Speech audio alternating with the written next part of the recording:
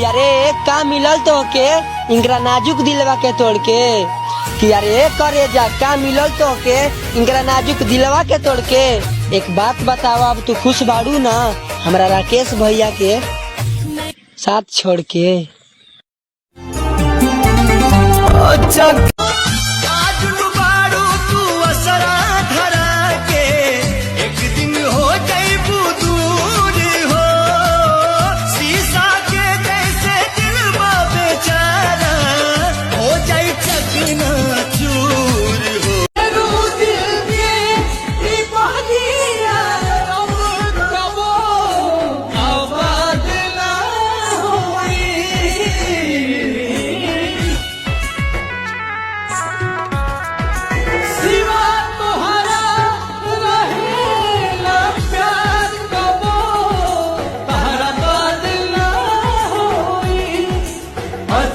के सब खत्म भाई ना बुझ पाई सारा होई प्यार ना दोबारा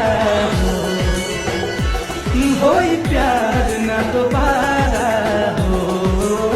तोरा घर बन के हम जब दुल्हनिया सुमन सोना बन के रे जतो दुल्हनिया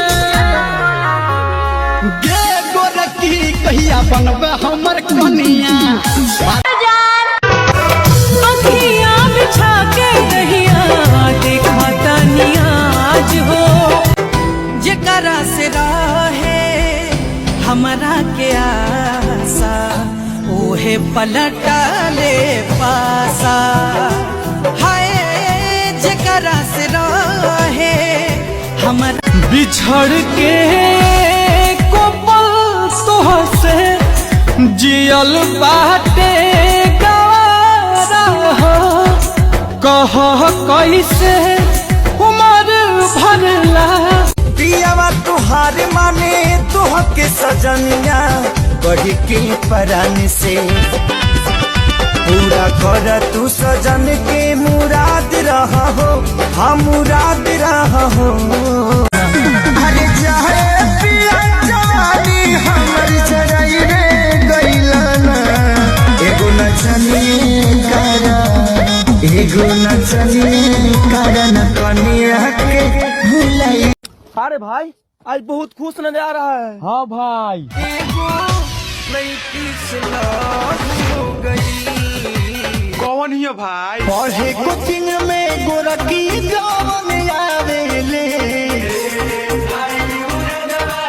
भरोसा कर लो तुम साथ निभाऊंगा सितारों की दुनिया में तुमको ले जाऊं। गलती हुई तो माफ कर दूंगी, परेशान किया तो संभाल लूंगी।